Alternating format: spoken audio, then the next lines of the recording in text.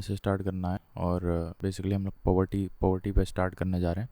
तो जैसे world bank का एक आवाज़ नहीं आ रही है, तो जैसे वर्ल्ड बैंक का एक क्राइटेरिया पॉवर्टी मेजर करने का, तो वो क्या है कि $1.90 पर डे अगर एक्सपेंडिचर कर पा रहे हो अपने कंजम्पशन पे मेनली, तो फिर वो आप पॉवर्टी लाइन के ऊपर हो, ठीक है। सो दैट इज़ एक ऑब्सोल्यूट तरीका है to measure poverty. Poverty in India has been defined in terms of calorie intake. तो at present the household consumption expenditure method is adopted to estimate the poverty in India. Household consumption expenditure method मतलब consume करने के लिए house hold कितना spend कर रहा है। So that is one of the criteria to estimate poverty in it. It was devised by Tendulkar Committee, submitted its report in 2009. Expenditure on consumption of calories is a prominent subset indicator apart from other expenses on health and education. तो सिर्फ calories पे ही नहीं बल्कि health और education पे भी जो आप expenditure कर रहे हो that will also be taken into account. तो consumption of calories and expenditure on health and education, तो ये कुल मिला के तीन चीज़ें और तीन चीज़ें हैं। ये किसने बनाया था? तेंदुलकर कमेटी बनाया था और इसकी रिपोर्ट 2009 में सबमिट की। तो इस तरीके को बोलते हैं household consumption expenditure method.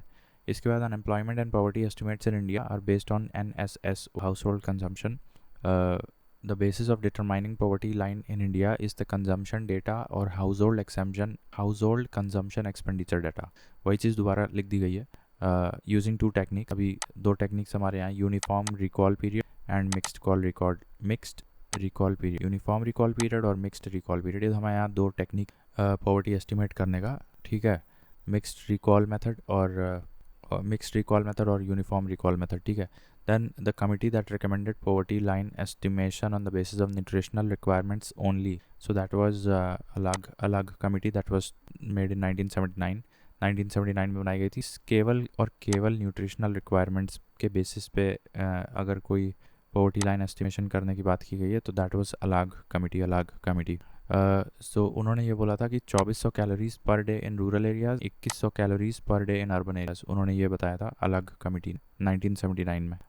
How Tendulkar committees recommendations were different from that of अलग कमिटी। पहला तो यही हो गया कि तेंदुलकर कमिटी में हेल्थ और एजुकेशन को भी फैक्टर इन किया गया था, जबकि अलग कमेटी ने सिर्फ कैलोरी इनटेक यानी कि खाने कैलोरीज पे ध्यान दिया था। तो अलग committee focused more on the target nutritional outcomes instead of calorie intake. I am sorry, Tendulkar committee recommendations focused more on the target nutritional outcome instead of only calorie intake.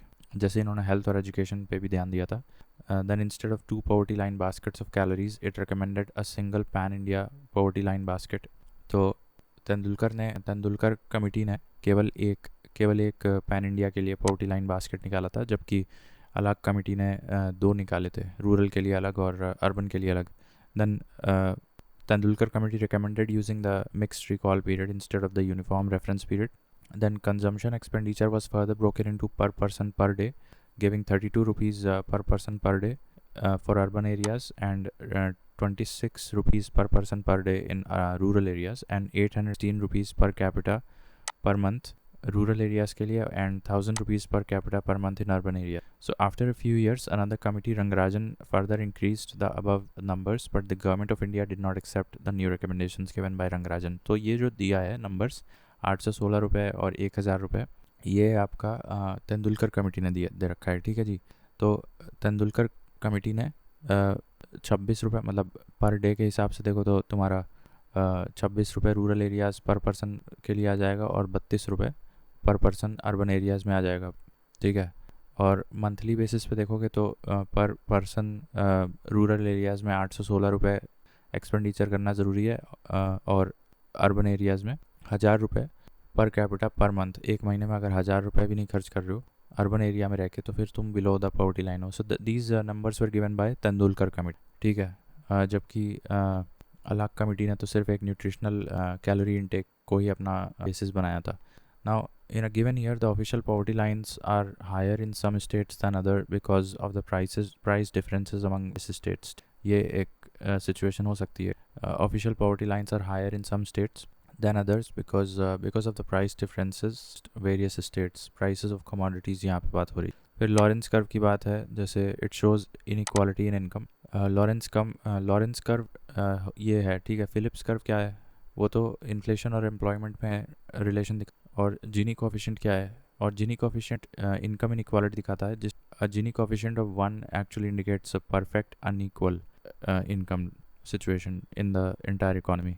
Anyways, Lorenz curve दिखाता है inequality in income. So यहाँ पे Gini coefficient of 1 shows complete inequality है, ये हम already बता चुके हैं। So the straight line at 45 degree shows perfectly equal income and the degree to which the curve sags below indicates the inequality, ठीक है। the degree or the intensity with which the curve sags below or curves below, that indicates the inequality in the economy. So that is Lorentz curve. Then vicious cycle of poverty क्या होता है? First of all, ये concept दिया था Nurkse ने, while the concept of cultural poverty was given by Oscar. Cultural poverty and vicious cycle of poverty, ये दो concepts हैं, ठीक है। तो vicious cycle of poverty concept किसने दिया था? नर्क्स। तो अगर जैसे हम ये चैट जीपीटी से अगर चैट जीपीटी पूछा जाए कि नर्क्स द्वारा दिया गया विशियस साइकिल ऑफ पॉवर्टी क्या है, और ऑस्कर ल्यूइस द्वारा दिया गया कल्चरल पॉवर्टी क्या, तो ये देख लेते हैं। खुल नहीं रहा है। Vicious cycle of poverty given by Nurkse and cultural poverty concept given by Oscar Lewis. All right, I am waiting for ChatGPT to open. क्या हो गया इसको? ऑल राइट, चैट जीपीटी तो खुल नहीं रहा है। तो मेरे मोबाइल में भी एक जीपीटी नोट करके एक ऐप है, तो पूछ लेता हूँ, ठीक है। Cycle of poverty by Nurkse. Okay, तो देखते हैं। So the vicious cycle of poverty is a concept often associated with the ideas of the economist Gunnar Myrdal as well as others like Nurkse. While there may be nuances to their theories, how certain economic and social factors perpetuate poverty. In the context of Nurkse's work, the vicious cycle of poverty can be understood as follows. Low income. Poor individuals or communities earn insufficient income to meet their basic needs, which limits their ability to invest in education, nutrition, and healthcare. Limited investment. Because of low income, there is insufficient investment in physical and human capital. This means fewer resources for education and skill development, resulting in less skilled workforce, low productivity population, poor health and nutrition, social and economic isolation, need for external assistance. Nurkse in his discussions highlighted how these interconnected factors created a situation where poverty is self-perpetuating. To escape this cycle, systematic changes and targeted interventions are necessary to stimulate economic growth and improve living conditions. मैंने बताया था vicious cycle of poverty, और cultural poverty by Oscar Lewis का concept हम बाद में बताएं। Now moving on, cyclic poverty क्या होता है? इट मीन्स समटाइम्स पुअर, ठीक है, एंड समटाइम्स पुअर, ठीक है। Nodal agency for drawing Indian poverty line कौन ड्रॉ करता है? So that is NITI Aayog. Then Lakra वाला कमेटी, ये भी एक कमेटी आई थी 1993 में, और हाशिम कमेटी आई थी to identify the below poverty persons in the urban areas only, ठीक है। तो लाकड़ा वाला कमेटी भी एक आई थी पॉवर्टी एस्टिमेशंस वगैरह करने के लिए, but that was formed in 1993। Now as per Tendulkar methodology 2013 data tells that there are 21.9% of Indian population living below the poverty line as per 2011 census, ठीक है। तो आज की डेट में अगर पूछा जाए तो लगभग 22% जनता हमारी बिलो पॉवर्टी लाइन अभी भी, right. The poverty and that was as per the 2011 census. अब ये जो वर्ल्ड बैंक वाला क्राइटेरिया है, that is called as absolute poverty measurement technique. Specifically it is called head count ratio, जहाँ पे आप प्रतिदिन अगर $1.9 खर्च कर पा रहे हो, so you are not poverty, I mean you are not poor. That was the World Bank's criteria headcount. Then global hunger index, India's position is 111वीं, and it is published by world hunger life and concern wildlife, ठीक है, not wildlife, concern worldwide. Then global hunger index में 4 parameters important है। एक undernourishment है, child wasting, child stunting and child mortality. तो child wasting, stunting and mortality, ये 3 तो हैं ही, इसके अलावा अंडर नरिशमेंट भी है। ना most poverty stricken states in India by percentage अगर देखा जाए तो Chhattisgarh, by absolute population most poverty stricken state is Uttar Pradesh. तो प्रतिशत वाइज अगर देखें तो प्रतिशत वाइज सबसे ज़्यादा पॉवर्टी वाला राज्य कौन सा है में, सो दैट इज़ छत्तीसगढ़। और अगर ऑब्सोल्यूट संख्या में देखी जाए तो that is Uttar Pradesh. Lowest poverty कहाँ पे है? तो लोवेस्ट पॉवर्टी तुम्हारा अंडमान में है, फिर लक्षद्वीप में है, फिर गोवा में है, फिर केरला में है, फिर हिमाचल, सिक्किम, पंजाब में है, ठीक है। तो और हाईएस्ट पुअर पॉपुलेशन इन, देखो ये ऑब्सोल्यूट नंबर्स में है, तो यूपी, बिहार, एमपी, 3 याद कर लो, यूपी, बिहार और एमपी 3 जगह पे highest number of poor people रहते हैं in absolute figures. और लोएस्ट पॉवर्टी कहाँ? लोएस्ट पॉवर्टी अंडमान में है, अंडमान और लक्षद्वीप, उसके बाद गोवा, केरला, हिमाचल, सिक्किम, पंजाब। फिर डिस्ट्रिक्ट रूरल डेवलपमेंट एजेंसीज मेरे ख्याल से 1980s में बनाई गई थी, play important role in inter department inter sectoral coordination and cooperation for effective implementation of poverty eradication program. They also ensure monitoring of funds created for some same purpose and its effective utilization. Now, DRDAs do not conduct any scientific survey nor they act as Panchayati Raj institutions. ठीक है, वो ministry of rural development के जितने भी scheme वगैरह होती है उसमें फंड यूटिलाइजेशन और monitoring of the scheme implementation केवल यही देखता है DRD। मेरे ख्याल से ये 1980 में बनाया गया था। Then Madhya Pradesh was once called as Ethiopia of India. Madhya Pradesh was once called as Ethiopia of India because of its malnutrition and infant mortality situation. Then public distribution system ये 1960 में start किया गया था price support programme के तहत। Food subsidies provided by the government of India. The food subsidy in India is given by the union government by giving state governments indirectly the central issue price. तो मतलब वैसे तो union government देता है, the food subsidy in India is given by union government but by giving the state government indirectly the central issue price. Now, public distribution system aims to check hoarding in essential commodities and acts as an instrument of price stabilization. ठीक है, तो ये it aims to check hoarding of essential commodities. ठीक है, IRDP already बता चुके हैं, TRYSEM 1979, IRDP 19, and both of these were merged in स्वर्ण जयंती जवाहर रोजगार योजना 99 later on. National rural employment programme 1980। इसके अलावा एक और बता दे रहे हैं, rural livelihood employment generation programme that was 1980। ठीक है, उसका एक पार्ट था इंदिरा आवास योजना RLEP का। Then right now in 2023 the percentage of India's population living in multi dimensional poverty is 11.28%।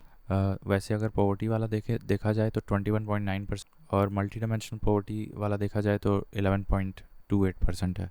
Now compare the distribution of income of an identical set of income recipients different periods of time to know if rich is getting rich and poor is getting poorer. तो ये कैसे नापोगे? मतलब different point of time पे एक similar income recipient group starting from an similar income recipient group उठा लो, ठीक है, 2008 में देखो, फिर 2009 ग्रुप्स को देखो, 2010 में देखो, 2011, 12, 20 इस तरह से देखो, तो compare the distribution of income of an identical set of income if the rich is poor is getting poorer. तो फिर तुम्हें पता चल जाएगा कि कौन बनता जा रहा है, कौन गरीब हो। Then differentiate interest rate scheme 9 to help the weaker sections. A similar approach was taken in 2013. Women SHGs to get benefit of interest subvention on loans up to 3 lakh rupees so that their burden comes to only 7%. This move was part of the National Rural Livelihood Mission. बहुत ही अच्छा point लिखने के लिए है। ये पुराना वाला छोड़ दो, ये कोई नहीं पूछ। वुमेन सेल्फ हेल्प ग्रुप्स के लिए एक इंटरेस्ट सबवेंशन स्कीम निकाली गई थी ऑन लोन्स अप, तो उनको जो अल्टीमेटली इंटरेस्ट पे करना पड़ रहा था that was coming down to only 7% because कुछ हिस्सा सरकार दे रही थी इंटरेस्ट के तौर पे। And this provision was part of the national rural livelihood mission. Now Mohammad Yunus ये बांग्लादेशी सोशल एंटरप्रेन्योर हैं, banker, economist, civil society leader who was awarded the Nobel Prize in 2016 for founding the Grameen used with concepts of microcredit as an effective tool for poverty relief. The Grameen Bank started many self-help groups called solidarity groups or informal groups whose members apply for loans. Another member acts as co-guarantor. This way they supported one another's economic self-advancement. Since the LPG reforms 1991, worker productivity has increased for both urban and rural areas. Share of agricultural activities in rural economy has, तो ये तो सीधा देखने को मिलता है। Growth in non farm economy has increased, ये भी self explanatory. The percentage share of rural areas in the work force has steadily declined. The percentage share of rural areas in the work force has steadily declined. ठीक है, ये थोड़ा सा मुझे strange लग रहा है पॉइंट। LPG रिफॉर्म्स 1991 के बाद वर्कर प्रोडक्टिविटी तो दोनों जगहों के, rural as well as urban की, share of agriculture in rural economy has growth in non-farm economy has increased, but this point the percentage share या फिर simply the share of rural areas in the workforce has steadily declined, and mark the word steadily. The share of rural workforce has declined. The share of rural areas in the workforce has steadily declined. The percentage of unemployment amongst the graduates in India is 17.8%. ये काफ़ी चिंताजनक बात है। According to MIE centre for monitoring Indian economy, The unemployment amongst the graduates increased from 12.5% in 2017 to 17.8% in 2022.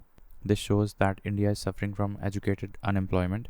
Rajasthan is the state with highest unemployment amongst graduates, while Gujarat has the least unemployment amongst the graduates. The two statements, educated unemployment increases with high rate of economic growth and it happens when there is a lack of professional education. अब ये क्यों लिखा है educated unemployment increases with high rate of economic growth? अच्छा ठीक है. In any economy where there is a high rate of economic growth coupled with lack of professional education, then you are bound to see such high levels of unemployment. ठीक है. Now moving on, दूसरे video में देखते हैं.